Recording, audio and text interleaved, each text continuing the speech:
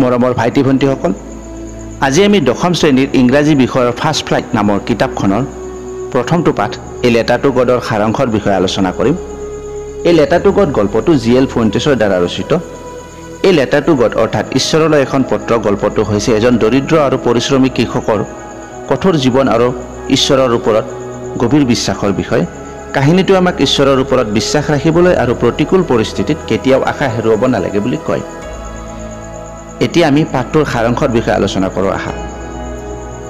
এই letter to god কাহিনীটো হৈছে ঈশ্বৰৰ ওপৰত গভীৰ বিশ্বাস থকা এজন কঠোৰ পৰিশ্ৰমী কৃষকৰ বিষয়ে। লেঞ্চ নামৰ কৃষকজনে তেওঁৰ মাটিৰ খেতিত ভাল শস্য উৎপাদন কৰিবলৈ বৰষুণৰ আশা কৰিছিল। তেওঁ আত্মবিশ্বাসী যে তেওঁৰ খেতি পথাৰত প্ৰতি বছৰৰ দৰেই এইবাৰো ভাল শস্য উৎপাদন কৰিব। তেওঁ ভৱিষ্যতবাণী কৰাৰ দৰে বৰষুণ হৈছিল, কিন্তু সোনকালে ই এক শিলাবৃষ্টিত পৰিণত হ'ল আৰু তেওঁ যথেষ্ট ক্ষতিৰ সন্মুখীন হৈছিল। ধাৰাসাৰ বৰষুণ আৰু শিলাবৃষ্টিৰ ফলত তেওঁ তেওঁৰ খেতি পথাৰত মাকৈ শস্য হেৰুৱাইছিল। এই ক্ষতিয়ে তেওঁৰ পৰিয়ালটোক জীয়াই থকাৰ বাবে ভাবুকি প্ৰদান কৰে, কিয়নো তেওঁলোকৰ সমগ্ৰ জীৱিকা বছৰৰ শস্যৰ ওপৰত নিৰ্ভৰশীল আছিল। নিৰাশাত যদিও কিন্তু তেওঁৰ ঈশ্বৰৰ ওপৰত সম্পূৰ্ণ বিশ্বাস আছিল। লেঞ্চুৱে খেতি পথাৰত দিনে নিশাই কাম কৰা স্বত্বেও কেনেদৰে লিখিব লাগে জানিছিল। সেয়েহে ঈশ্বৰলৈ তেওঁৰ সমস্যা ব্যাখ্যা কৰি আৰু আৰ্থিক সহায় বিচাৰি এখন চিঠি লিখিবলৈ সিদ্ধান্ত ল'লে। তেওঁ ঈশ্বৰৰ প্ৰতি ঠিকনা লিখি চিঠিখন পোষ্ট কৰিবলৈ চহৰলৈ গৈছিল।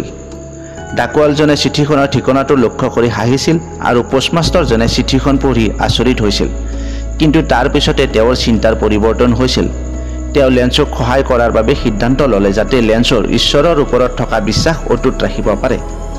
পোষ্টমাষ্টাৰজনে তেওঁৰ বেতনৰ পৰা এটা অংশ আৰু তেওঁৰ সহকৰ্মীৰ লগতে বন্ধুবৰ্গৰ পৰা কিছু ধন সংগ্ৰহ কৰে, যিয়ে স্বইচ্ছাই দান কাৰ্যৰ বাবে অৱদান আগবঢ়াইছিল।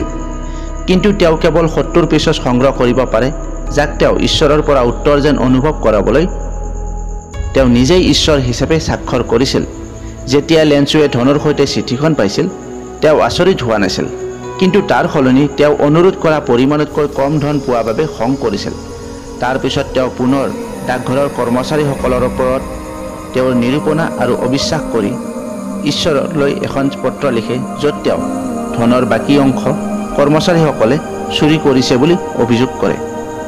আশা কৰিছোঁ তোমালোকে এই সাৰাংশখিনি ভালদৰে বুজি পাইছা। যদিহে এই ভিডিঅ'টো ভাল লাগিছে, লাইক কৰিবা, তোমালোকৰ বন্ধু বান্ধৱীৰ লগত শ্বেয়াৰ কৰিবা আৰু চেনেলটো ছাবস্ক্ৰাইব কৰি দিবা। ধন্যবাদ।